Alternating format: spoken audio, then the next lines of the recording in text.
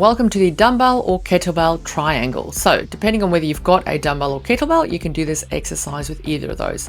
First things first, set your feet up to be shoulder width apart, and then as you can see, to make that triangle shape, I've got my 1 foot angled out to the side, and that palm is sliding all the way down the inside of my leg. Make sure your palm is facing forward. Let me show you a side angle.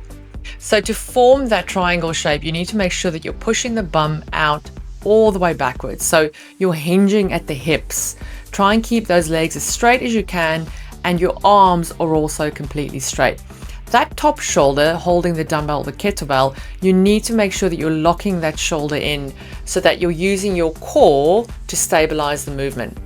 Inhale on the way down as that palm slides all the way down the inside of your leg, and you exhale as you come back up.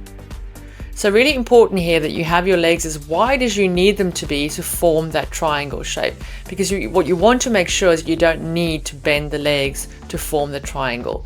Your core is doing all the work, and you're activating that core by using your exhale breath.